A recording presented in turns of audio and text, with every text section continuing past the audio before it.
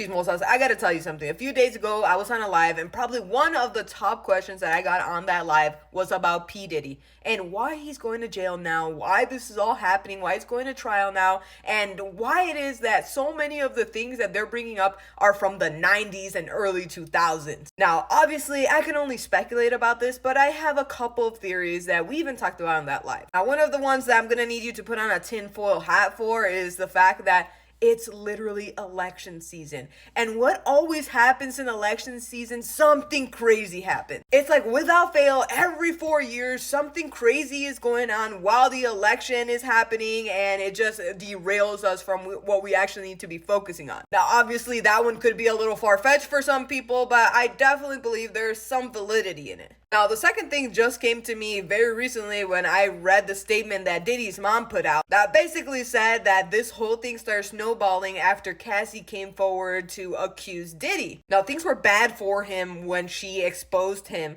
but what really put the nail on the coffin, in my opinion, was the fact that there was footage and they literally saw him being a monster with their own eyes. And it's really hard to pretend like something is not happening when you're seeing it with your own two eyes, and you can't be SZA anymore. You can't see, you're blind, you know? And number 3 is something that has been floating around the internet for a minute now. And that's the fact that Diddy did it to himself. And not the way that you guys think he did, obviously by being a bad person. Pero las malas lenguas, the people talking out there in the internet saying that Diddy started to get greedy and he started biting the hand that fed him, aka the Illuminati or whoever it was that was above him that had more power than him. So they were like, listen, this man thinks that he is all powerful and we need to humble him right quick. Now, you know 50 Cent has been talking about this man for the longest time, and so have so many other people. And one of the theories out there right now are that the people that Diddy had a partnership with, you know, Ciroc, you know, he didn't actually own Ciroc.